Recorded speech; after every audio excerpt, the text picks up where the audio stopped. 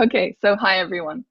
It's 3:30 in the afternoon UK time. But welcome. This is the ALBA Ambassadors session. For those of you who don't know what ALBA means, it's in multiple languages. It means sunrise. And so we're a group of very passionate ambassadors for ALBA. And we're really passionate and interested about thinking about how equity and diversity really impedes the progress of neuroscience in the world. And so we're particularly interested in thinking about kind of data-driven policies for addressing those inequities that exist so that we can really build an amazing cohort of scientists around the world to really advance our understanding of the brain and the nervous system. So today we've got a very short session. I want to again thank everybody for participating in the session. This is for you. This isn't really for us, although we've really enjoyed talking to each other and begun to get to know each other on the panel. So they're on the panel today. Each person is going to introduce themselves very quickly, but we're from 5 different countries around the world. And as I said, we're going to be initiating a discussion. I want to really ask the participants, again, we're here for you, and we would really like you to start to think about questions that you'd like to ask us. Some of us have been around for quite some time, and others of us are just starting out in our scientific careers. And so there's a range of expertise, which I think that you'll find really rich and rewarding when you engage us in discussion. The way to do that is to submit questions to the Q&A panel, and I think you're probably all rather familiar with that right now, but at the bottom of your screen it says Q&A, and you can click on that, and then you can submit questions. If you want to ask your question live, then I can ask the person that's controlling the mic to unmute you, and you can ask your own question live. Just say that in your Q&A. But please submit your questions, try and keep them short, because we'd really like to get to as many questions as possible. Great. So now I'm going to turn to the panelists, and I'm going to ask them individually to just give a quick 2-minute presentation, and then I'm going to join you all at the end after I've gone through this amazing group of women scientists who are just extraordinary and have done fantastic things in the field, and here to give over their words of wisdom to you all. So let me see, let's start with Mariana. Mariana, can I ask you to just kick off this session and give a couple of minute introduction to yourself?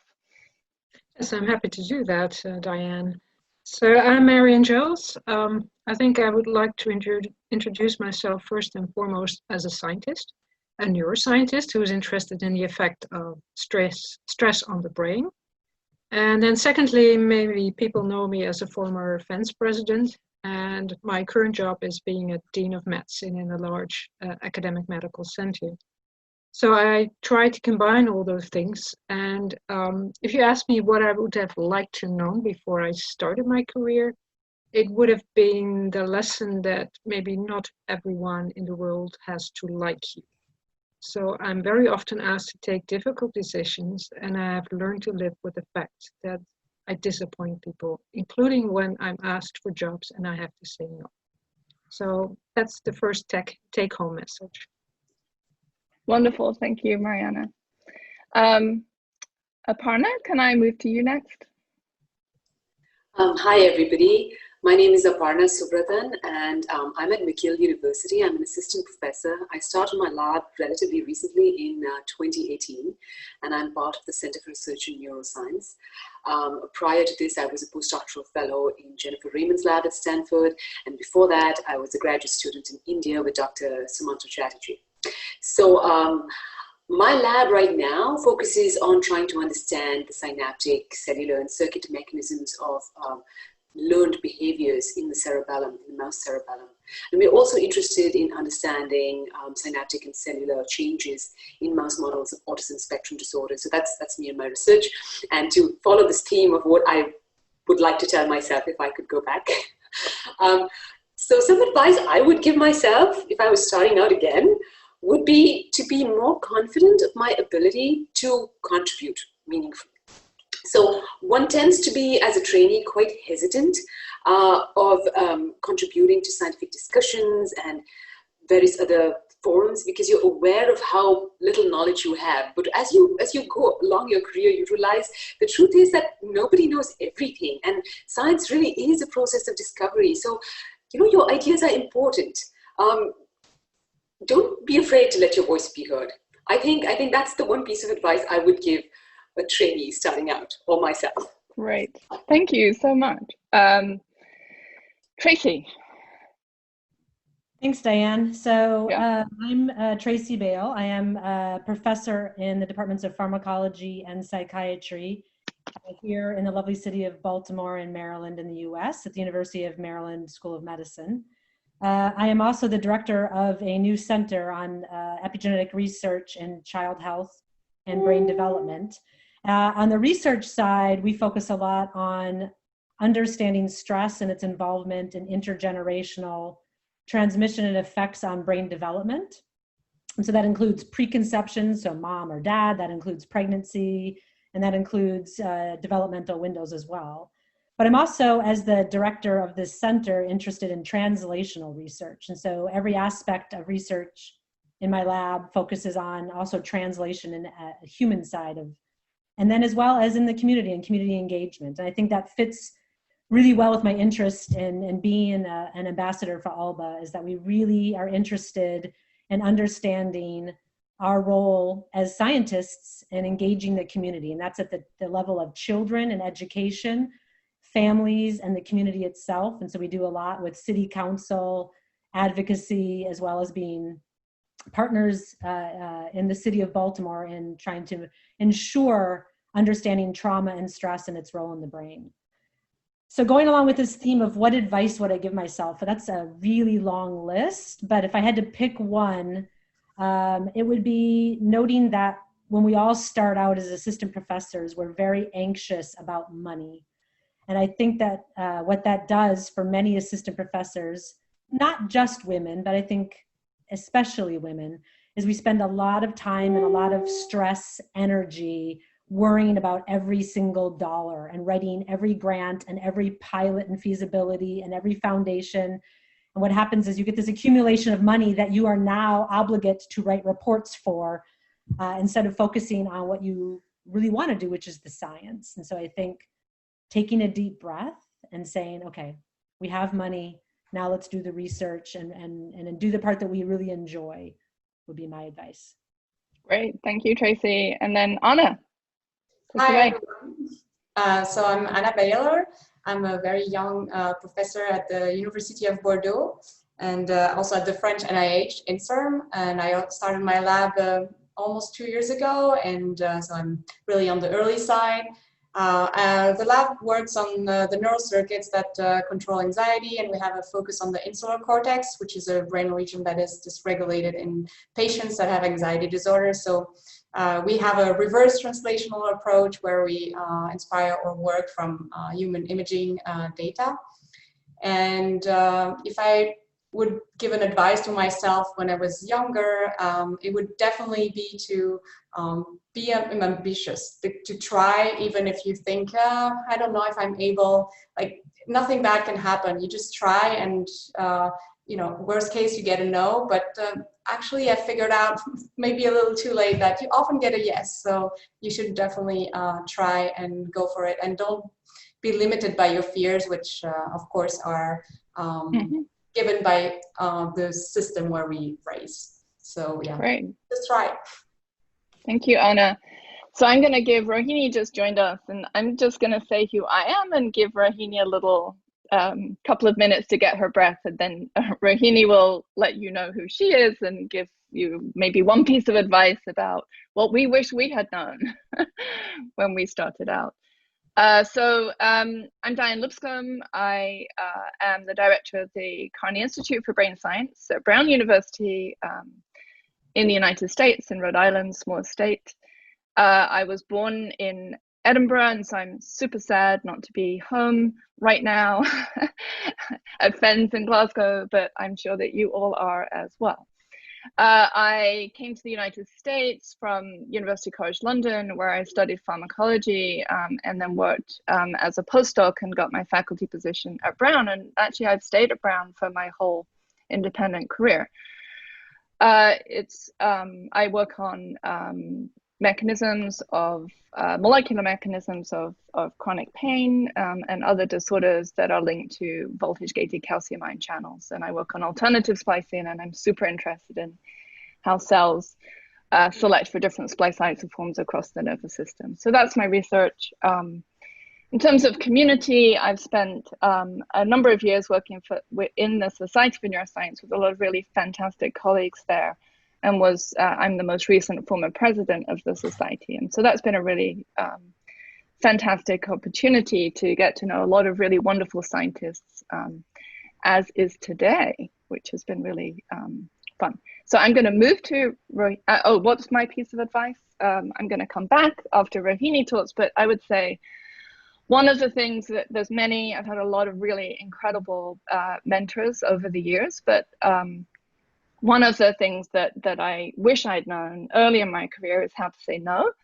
I think we're under a lot of pressure when we're junior faculty or junior in any situation. A number of you who are probably listening today aren't going to go into academia.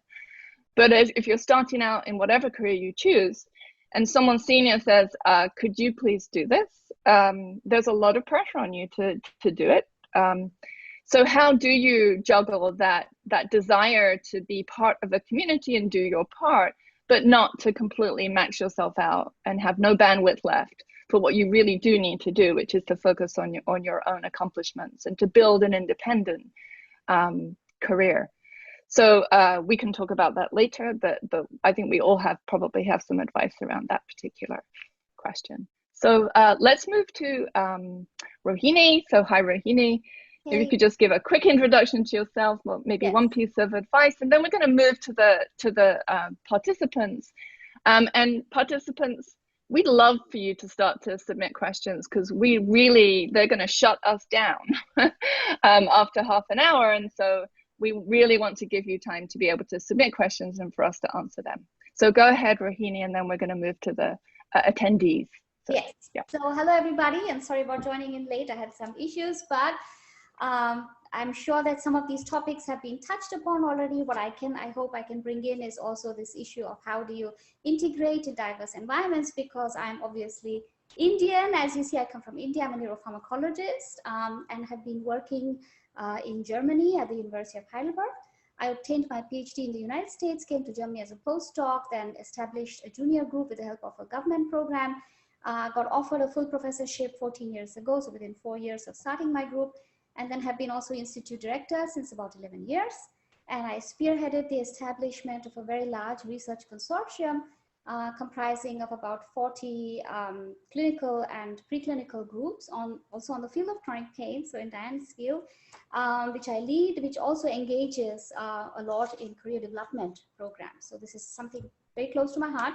I'm also a member of the University Council and oversee the work of the rectorate of the president of the university. So that also brings in a lot of responsibility, and that's actually my first message is, pick up those kind of jobs that really make a difference. So when you have to decide what you take and what you don't, of course, you always want to be helpful and creative and proactive in getting things off the ground. And that requires also the ability to integrate, different types of inputs and be open. But at the same time, my advice would be to always ask, being my being on that panel, does that really make a difference? And if the answer is no, then it's something you should consider, I think, whether you should really do it. I've also been on several intramural, national and international committees, one of them being the ERC Starting Investigator Panel, where I was a junior member and also chair of the neuroscience panel. And so having worked with both our study section in Germany as well as on these panels, I would say that the second most important thing is passion for science. This is what I see in, starting at the group leader level all the way up to Great. Professor. Yes, and finally, I'd like to say that, yeah, it takes a lot to grow up in the ranks, but it can be done. if you and agree with Diane that it's important to be able to say yes or no at the right time. Thank you, Rohini. Aparna, do you want to just jump to some of the questions that are coming in? I think that we've already got, So I'd just like to remind everybody what Diane said right in the beginning. We're waiting for your questions. I see some are coming in the Q&A session. But in case you want to actually ask your question live, please mention that, and we will ask for your mic to be unmuted. So there's one question that came up. This was the first one, so I'm going to try and ask that, and that's directed towards something you brought up, Diane, which is about this, the ability to say no. And to just read out this question, to react to what Diane said, saying yes too much also comes from this feeling that we need to do certain things in fear of missing out, not only feeling obliged towards some people. What would your advice be on that? So I suppose this understanding that you sort of have to, you're obligated. Would anyone like to comment? Diane, perhaps? Marian, go ahead. So what happens when you say yes too much? Yeah. That's okay. My solution to that is to be a sort of a serial committee member. So you don't have to do everything at the same time. So when people ask me something and I think it's worthwhile, and I think that's what Rohini also mentioned, you have to think beforehand, does it really help me or the group? If you think it's worthwhile, but at that time you have too many things in your hands, you can always say, well, right now it's not a good time, but come back 2 years from now. And by staying on committees or groups or whatever for, let's say, 2 or 3 years at most, I found that that's the time where you build your network, you learn a lot of new things. And if you stay longer, the added value for yourself is not so big anymore. So my advice would be to not do too many things at the same time and to stay on committees for as long as it's really advantageous for yourself and for the committee. It's also good to have fresh blood in committees. I hate people that stay in committees for 20 years. That's right. I'm going to go to Anna. Sorry, Anna. Oh, sorry, go ahead. Tracy. Yeah, no. I'll go to Anna, then Tracy, and then we'll wrap that up. Brief perspective on the young side, it's actually really hard because you're the new one. So there's like, oh, you didn't contribute so much so far. So here are all these things. So a trick that I use is to always be positive in the beginning. It's like, oh, that sounds very interesting. Let me the time to think about it. And then you have the time to actually evaluate what is good for you as well as the community and not get overwhelmed. So yeah, it's like always ask for the time to think about it. And that has helped me, although yeah, sometimes you also say yes to things like, oh, maybe I shouldn't have, but yeah, ask for the time to think about it. That would be my advice. Sorry, Tracy, go ahead. I just wanted to add to what Marianne was saying, that you also have to keep in mind the perspective. If you say yes to too many things and you can't do them well, how will that reflect on, right? So choosing those things well that you actually have the time for so that you can do them well will get you invitations to do higher and higher and more important things. So make sure that you're not in that deciding factor, as Anna just said. Do the evaluation. Do I have time for it to do it well? Right. I think that's right. And then I'll just close this discussion out by saying, I was given the advice, and it's such a simple piece of advice. If someone asks you, would you do this? It turns out there are 3 answers. There's yes, and there's no, and there's maybe. And then the maybe is, I know I can't handle adding something else to what I'm doing. So would you work with me to figure out, what I should not do so that I can do this thing that you want me to do? So I think that was a revelation for me. So weirdly enough, that in fact I didn't have to say yes, that there were 2 other options open to me. And I completely agree. You have to have a meaningful role on whatever it is that someone is asking you to do, because if you don't, it's a waste of your time, and it's really you could be doing many other things. I think that's critical. And then the other thing is, which I think we probably all have a hard time with, is giving up the power. actually controlling something, you've got to give other people the opportunity to do things as well. So I would just add that piece along with everything. So let's move to, and that was great. Let's move to another question.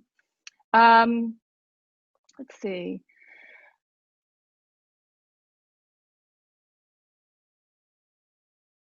What advice maximizing time as a postdoc and developing an independent PI? Okay, let's go with this. So what advice do you have to maximize your time as a postdoc to develop as an independent PI? What advice do you have for carving out your own niche area of research during this time that will have a chance of being funded? So Rohini, would you like to take this one on? Did you capture that question? You're muted, Rohini. Trying to, yes. Great. So, yeah. I mean, that depends, of course, also on the structures that you're in. So in most labs, right, when you're a postdoc, I mean, you would, of course, also on the one hand want to develop your own profile, but you'd, of course, alienate your group and your PI if you only just, you know, follow off on your own stream. So my suggestion there would be to talk with the PI and say, look, I want to work on the project for which I was hired for, you know, that is one of my main passions, but at the same time, I want to develop my own profile and ask for some room to create a niche using, of course, the methods and the tools that the PI makes available, but really also getting the PI involved in this process so that the PI also feels, oh, I am, you know, helping my postdoc to go on this path. And having this sort of balance between working for the team, but then also developing one's own niche, I would suggest to do that hand in hand and not to go off on either of the paths, not just become a slave in that team or constantly only want to do one's own stuff. Right. Aparna, do you want to add anything to Yes, this? I would actually like to. I think this is a great point because it's on everyone's mind when you're doing a postdoc. In fact, sometimes to the detriment of your science because people are so worried about the correct thing. Everyone knows competition is great. And I would like to add perhaps 2 points to this, to the great things that Rohini mentioned that I completely agree with. One is it does help to plan forward. You know, it's very easy to get caught up with, especially with experimental researchers. You are so busy developing your technique or doing your experiment that sometimes you don't take a step back and think about where it's going and where that's going to be in the bigger picture, because that's what you're going to have to sell as your own idea, your own vision for a research lab. It's not going to be just the next few experiments, right? So we sometimes get a little bit too blinkered in our view of how to deal with it. And the second thing I'd like to sort of emphasize again, and Rohini touched on this, is communication is key. I think there can be a lot of conflict that comes up when you decide what piece is going to be your research, and that is so easy to resolve with continuous and amicable communication with your previous team. Great, thank you. Anyone else want to jump in here? Yep. Marian and everyone, go ahead. Very briefly add to this that it makes a big difference whether or not you bring your own money. So I always advise senior PhD students, if you want to go on for a postdoc, try to get your own grant, and then you have much more independence and you can really carve out your own project. So especially in Europe, I think there are ample opportunities for this, for instance, through the Marie Curie program. And really try to do it. It's also the first step to building your career. You have a funding idea. Right. So I think I saw Anna and Tracy both wanted to jump in as well. I wanted to add to what Marian was saying. In the US, it's a little more difficult to bring money as a postdoc, but certainly you can work with within your lab with your PI, get some traction on the project that you were hired to do, and then work toward an NRSA or other type of funding, K award, whatever, that allows you to then figure out that niche, right? So now you've got some traction, you've come to the lab to learn something new, you've made some progress, and now you can write that grant, and that will help you sort of begin to define the direction that you're going to take and clarify that, I think, with your PI, after a few years into your postdoc. And I think it's difficult to start a postdoc and immediately want to branch out on your own, obviously. Yeah. So Anna, just a couple of so go ahead, you can wrap this up and then we'll move on to another question. Aparna, maybe you can pick one. Yep. On the mentor side, it's really important to help your student or your postdoc to do this transition and let them do experiment for their future project. I met a lot of a lot of postdocs that were not allowed to do these experiments, or would the mentor would ask to put their name on the first paper of the independent PI. So I think there's also some culture to develop on that side to really promote PIs that support this, that postdoc in their lab, in their host lab, can do experiment for their future without having to put the name if it's their own ideas, although it's of course the material and the equipment of the mentor because they don't have it at that time. So I think this is a very important point, and yeah, it's moving in that direction, but I feel like there's still some labs where it's not the case. So yeah, just try to support that in general. Okay, so maybe I'll take the next question. I'm trying to merge a couple of questions here because we're running out of time.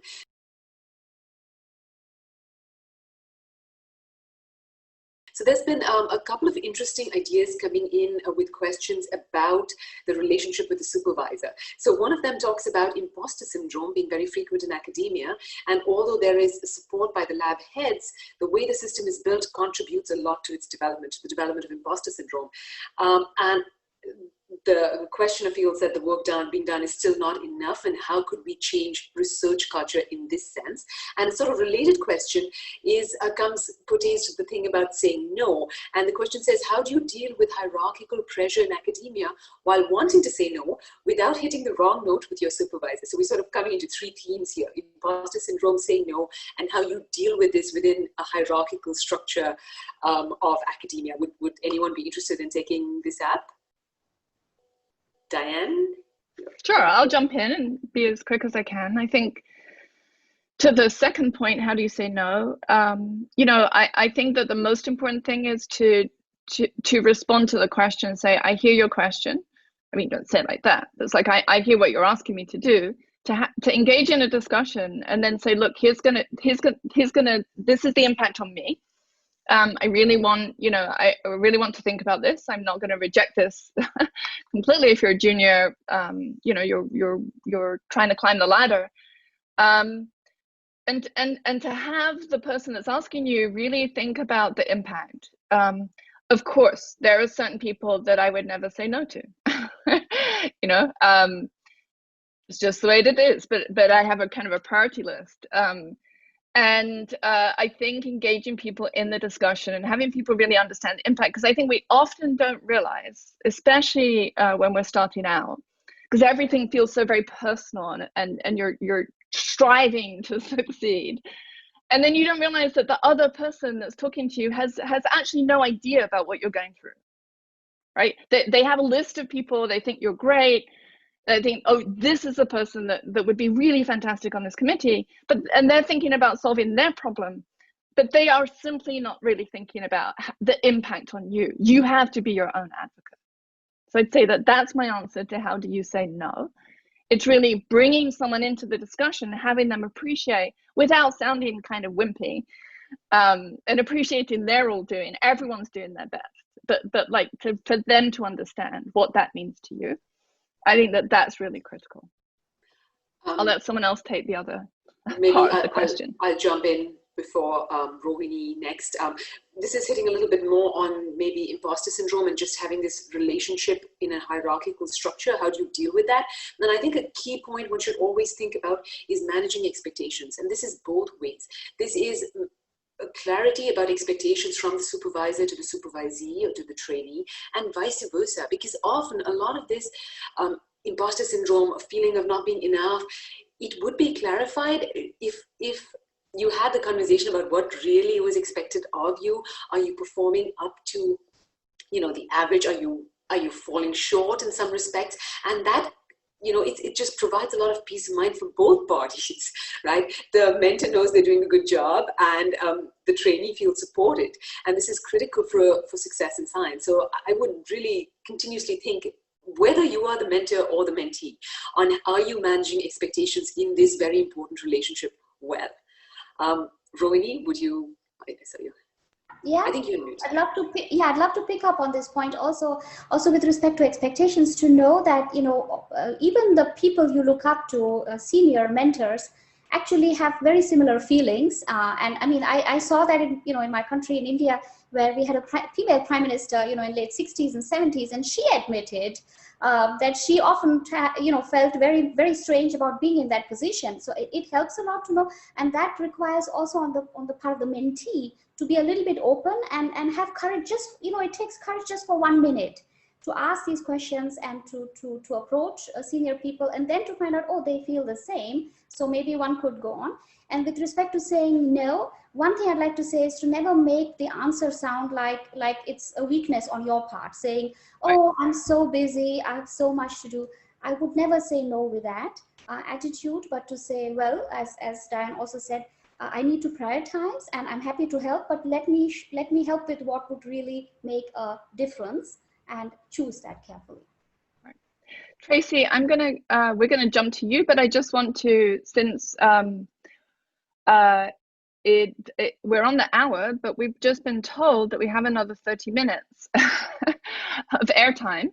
And so, because this is such a popular session and we're having a lot of fun, I know a couple of our panelists need to leave in about 10 minutes, but I can certainly stay until I'm looking at my clock and it's saying 11:30, but 30 minutes past the hour.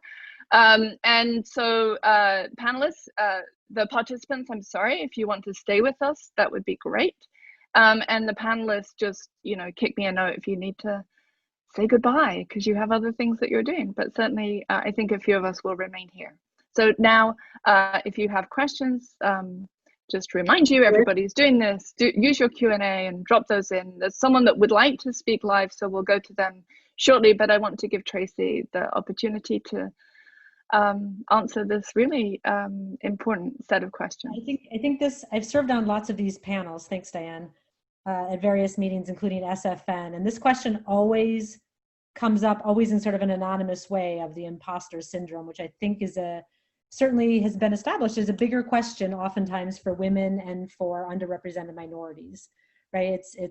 We could talk all day about the sociology and the reasons why we have this underlying must prove ourselves, which allows us to say yes to things that we really can't or don't have time for, and to constantly try to do more and more and more to get that same feeling of, okay, I do belong. And I think a lot of junior women and underrepresented minorities struggle with this point.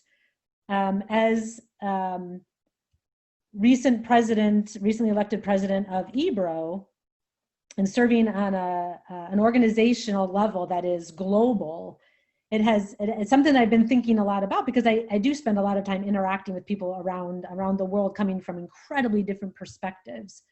And so I think from a senior level, recognizing the potential vulnerabilities of individuals who you are asking either to engage with or to assess the needs of.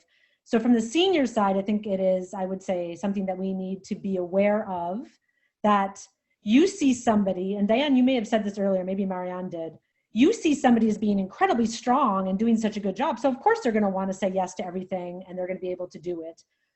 But I think from the perspective of not knowing what is happening on the other side of the table, it is a moment to take, to ask about, and Rohini or Aparna just said this, to ask about sort of perspectives and expectations. What are my expectations and what are your expectations in this particular question or in this moment?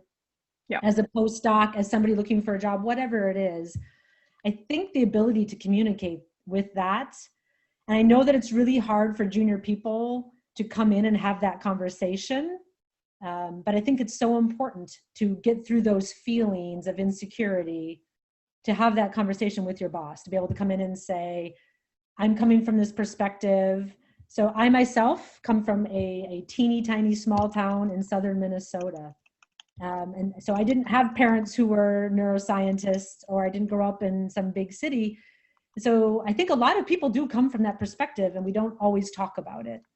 So the more open conversation that you can have with whoever is asking something of you, whether it be your boss or as an assistant professor, your chair or dean. I think that goes a long way toward expectations and easing into. So 3 C's: communication and communication, communication.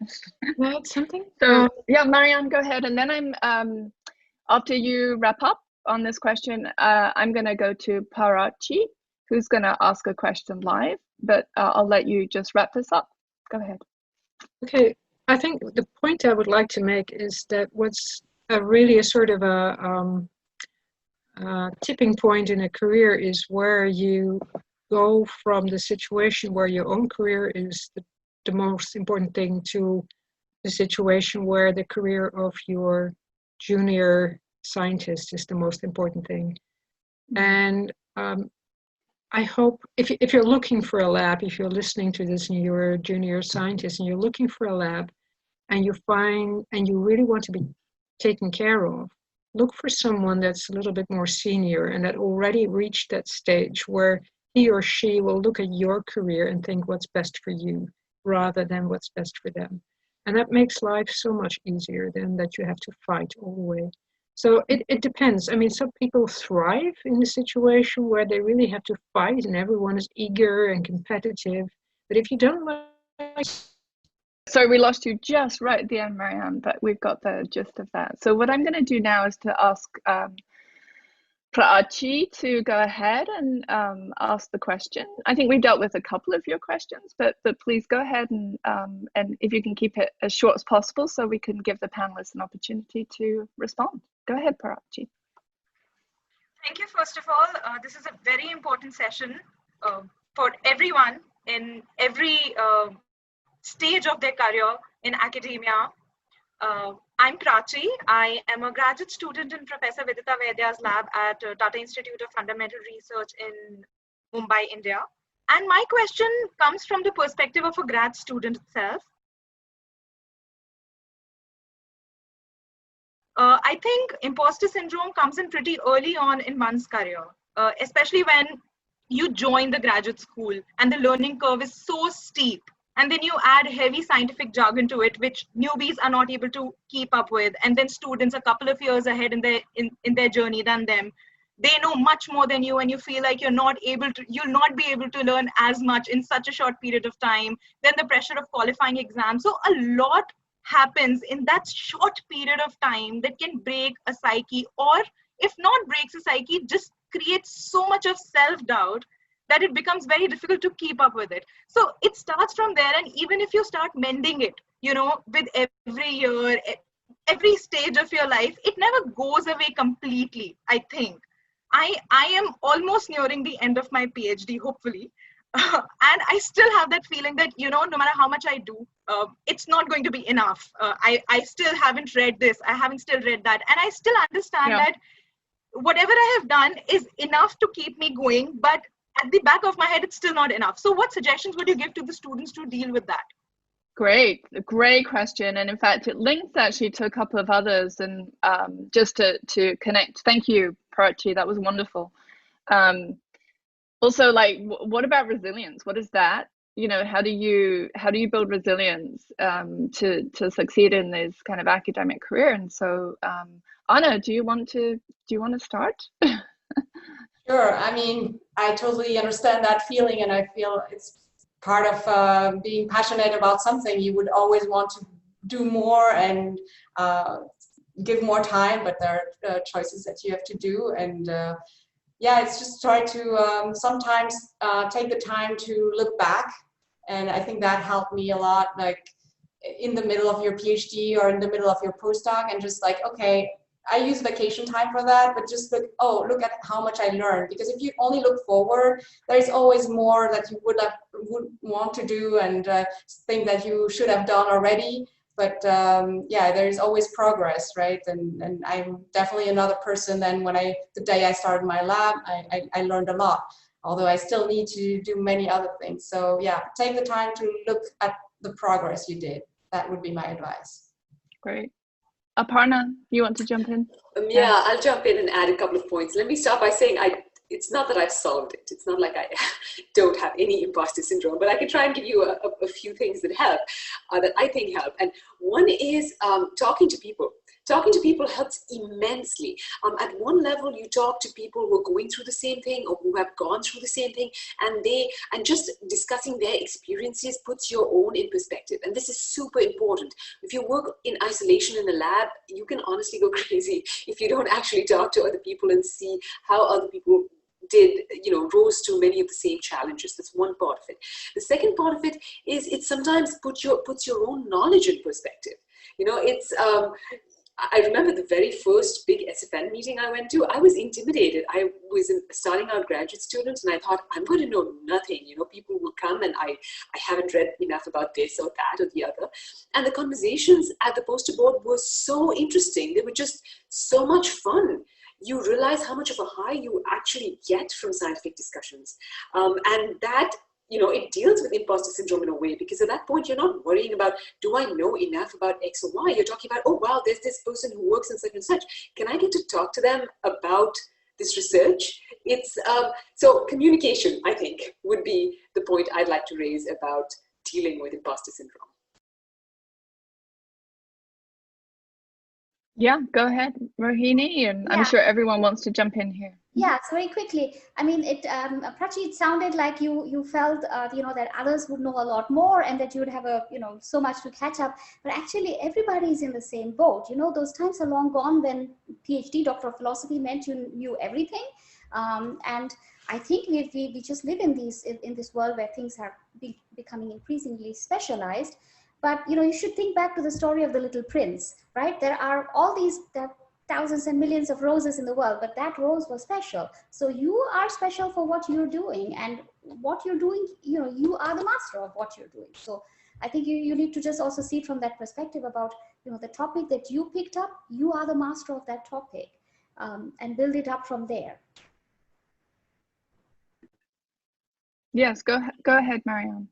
Yeah, I think it's a really relevant question also for this particular session, because what I see very often is that especially women don't respond to certain open positions because they think they don't qualify, they're not good enough, and it prevents them from getting a position. And if you're lucky enough, you have a good mentor who says, well, what do you need for this job?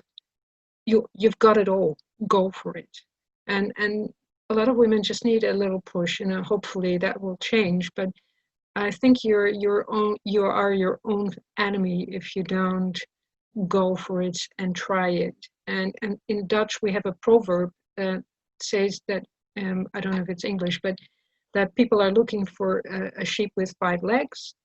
And a lot of women that have grown 3 legs, or no, let's say a lot of women that have 4 legs, they say, I don't apply to that job because I don't have that 5th leg. So I'm not suitable. And a lot of the guys only have 3 legs. And they say, well, the other 2 will grow automatically. And the entire committee believes them.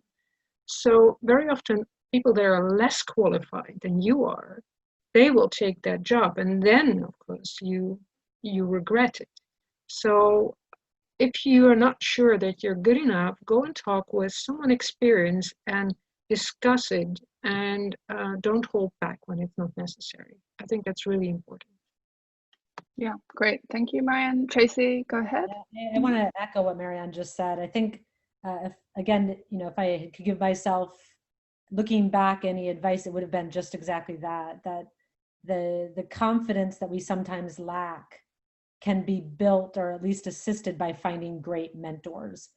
And if you don't find that you can establish that relationship, if you're a trainee, for instance, in a lab with your current PI, maybe doesn't have time or isn't doing a sufficient job in discussing, seek out other mentorship.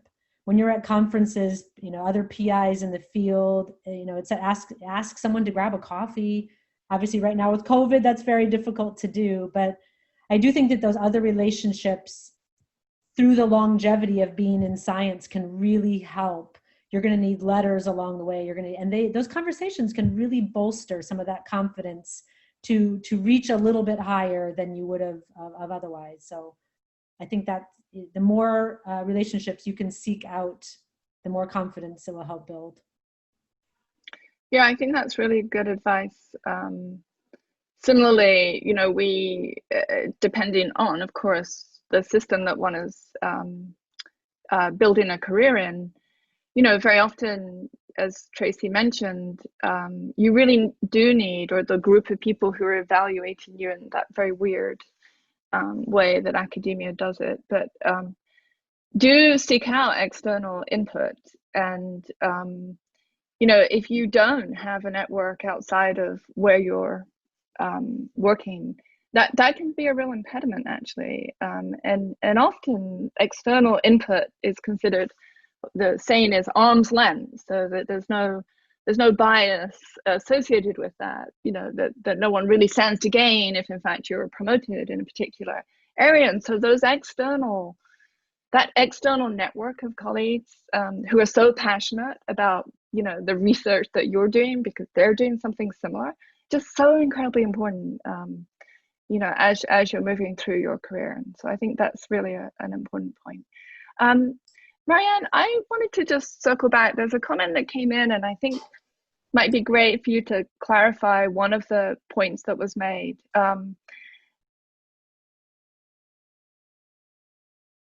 There was a comment about, like, how do you get you made a comment about seeking out the best PI, and I think that you didn't mean to say this, but there was this implication that you were really recommending senior people as opposed to junior PIs, and I'm sure that is not what you meant, but I'm wondering whether you could perhaps, you know, continue that conversation. Like, it's really who's going to give you the best mentorship and guidance. Yeah. I think I didn't mean to say that it's always the senior person. I think you have to think beforehand what you are looking for in a postdoc position. So obviously you want to go to a good place, because the quickest way to a great publication is go to a lab where they regularly publish in the right journals. But that may not be a place where you're very happy. And being happy is part of, you know, having fun in life. So if you're very eager, very competitive, you may go to a very young PI that's also very eager and competitive and has great knowledge in the latest technology, and you will have a ball there. But if you're someone that doesn't like the competition so much and wants someone that thinks what will be the best choice for you, sometimes it helps to choose a PI that's a little bit more advanced in his or her career, so that the choices you as a postdoc make are not going to make the difference for their publication record. You know, so I think there may be some differences of opinion on this, Marianne. Okay, I'm happy to hear. But I think that's wonderful. Like, we're scientists, and so let's kick off with that. Anna. Yeah, I fully agree that choosing the great mentor is super important, and it's really this is going to direct the rest of your career, and it has been very important for me. I want to say that although I'm very young and also ambitious, I hope to publish in big journals, but I really care about what people want. And, you know, if someone tells me at the end of their PhD, you know, academia is not what I want to do after, I will support any choice. And I really, this is my first goal of everything, is to bring people on their own path and to give them the mean. And, you know, even if it somehow could hurt me, like I have other PhD students or postdocs that will help me build my track record. But I think students already know that, and it's over the last 2.5 years I've build this reputation, but I have friends of mine that really share this this point of view, although they're very young. So what I meant to say is that it's this switch in the career. I mean, it can come at any stage of your career, and some people never reach that stage. Yeah, exactly. I mean, I've seen colleagues that are 60 years old and they still care whether or not they are the first or the last author. I'm just amazed about that. You would hope that at that stage of your career, what is best for your student is the driving force.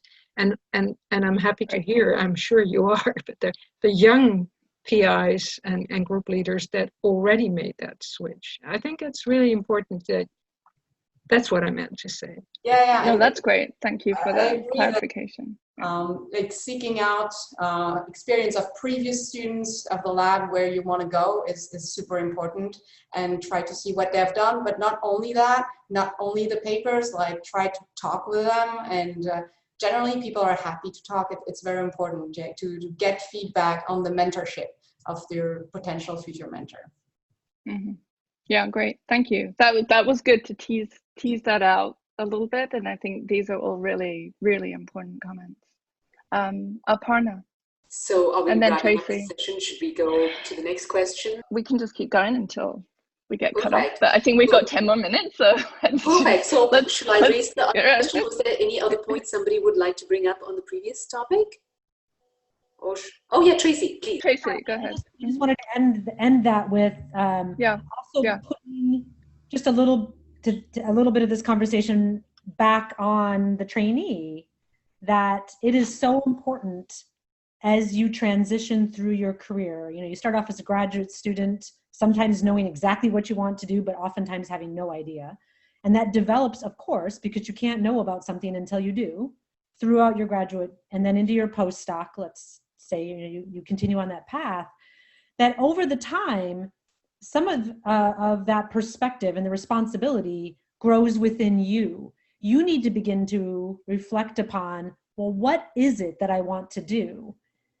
It's not up to your PI to tell you. You need to develop and carve out sort of where that direction is, and absolutely seek out help and get feedback. But begin to take that balance of, here's this basket of things I'm really good at and I love, and here's this kind of piece of whatever that I'm not good at or I don't love. And then begin to figure out, what is it with this career? What do I want to do that I can mostly be this, the fun, good things that I love basket, and less of this. You know, if you really, really love bench work and you really love writing, then academics is probably a great job for you. If you hate writing and you can't stand the idea, and then maybe academics is not for you. Get feedback from your PI, get feedback from your program, get feedback from your colleagues. I think what we were responding to is the situation where junior people don't feel safe enough to bring it up. Yeah. And I think some of the comments that we hear today, and also in the session yesterday, I find those heartbreaking, that people don't even dare to bring it up because they are afraid that, you know, someone bites their head off. I think it has changed a little over time. I mean, Lord knows, when I was a graduate student, if you didn't want to be an academic, there was no other choice. I think now we have other options available, but I think, I don't remember who, somebody said earlier, happiness, maybe it was Anna or Marian, but happiness, right? So life is short but long. Somebody recently said this on Twitter. Life is short but long. You need to be happy and you need to be healthy, right? We all know this more than not ever right now. You need to be healthy. So choosing that path, and if you can't have a conversation with your PI, which is, I think, incredibly sad, but if you can't, then you need to seek out mentorship where you can get that feedback, so you can be on the right path and not obtaining a PhD and not even really want one, or not even knowing where you're going. I think it's so important. There's actually your comments, everyone, is kind of dovetailing a little with I don't know if Aparna was looking at this same question in the chat, but it's really about, and Marianne, you mentioned this fear that people have about raising issues with their mentors, which I agree is heartbreaking.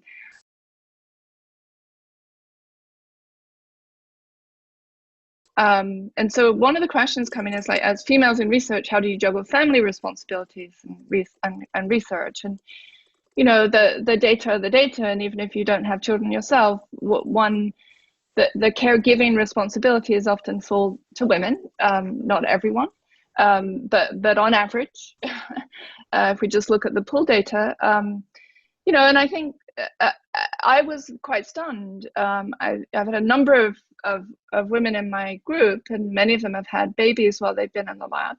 Well, not while they were in the, you know what I mean, like, not, they had babies, they had children, and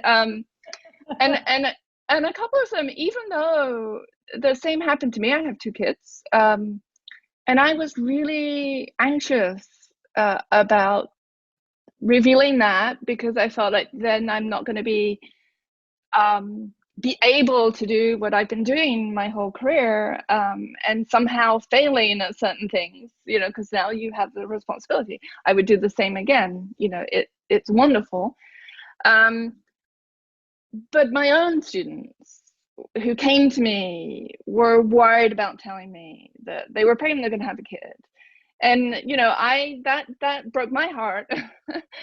You know, so what is that? Even with me as a PI, and I have 2 kids, and, you know, we juggled our children back and forth, and they were often sitting in my office, or like when I didn't have childcare. So like what, you know, that we have to get over that as a society. Each one of us turns out that we were babies once, you know, science hasn't changed. The biology is the biology. And so like you have to really think as a society, why is it that we feel concerned or anxious about having children? And so I think that there's a societal issue there, systemic issue, but I think you can do it, and it is a juggling act, and I don't talk about bounce, you know, I talk about juggling, and I think juggling is definitely the right term to use. So I don't know if others might have some comments about their experiences and advice to give, but I think you just make it through, and perfection is probably the enemy during the time when you've got, you know, your kids and you're trying to do everything. You just got to get through every single day. And then you get out at the other end, and you can't be perfect at everything, but you can do it. And it is, you know, Diane, when I was a graduate student at the University of Washington, the entire department faculty was male. And towards the end of my PhD, I hired 2 women. And I have to say, sadly, those are the last women that they've hired in that department. But anyway, they had a panel, and that was still back in the days of, you know, discussions, which I guess we haven't gone too far from that. But I remember one of the women faculty saying, you get up every day, and some days your job wins, and some days your kids win. And then you get up tomorrow and you make that decision all over again. And that's, you know, it's not any different in any other career you would be doing. It's not like science is unique that way. And in fact, I would argue science, the uniqueness of science is that you do have more flexibility. I always tell my trainees, and we've had lots and lots of babies in the lab.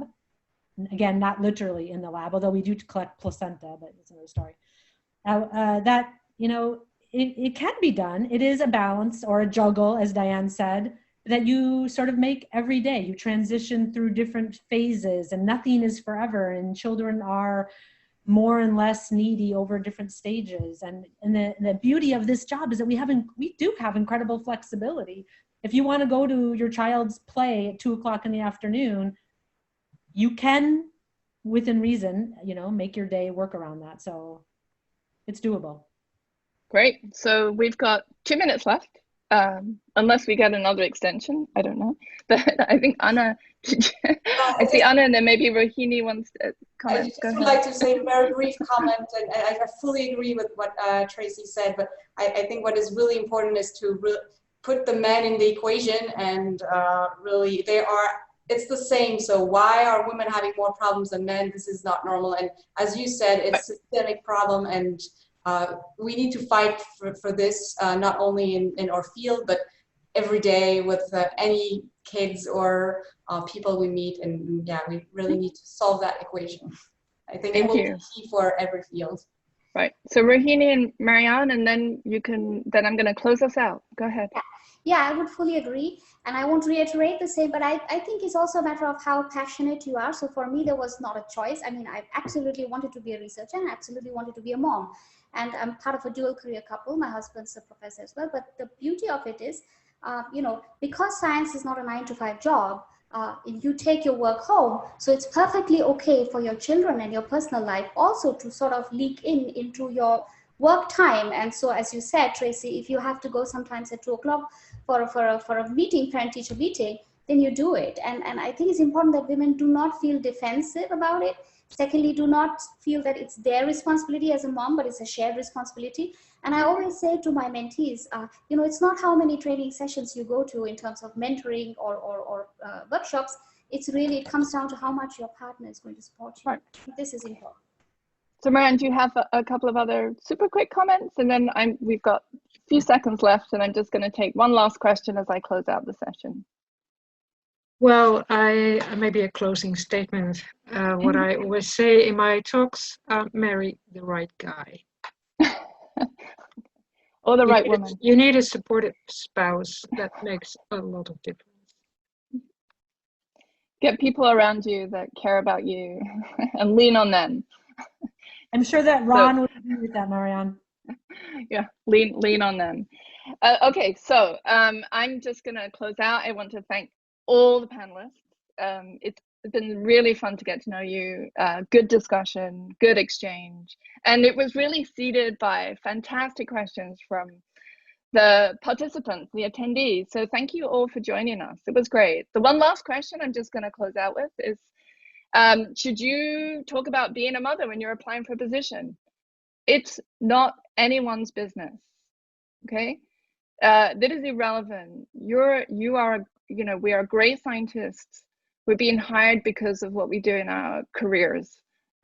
This is not anyone else's business, okay? But join a supportive group of faculty who care, not just about your science, but also about you as a person. So thank you, everyone. This has been great fun, and enjoy the rest of FENS.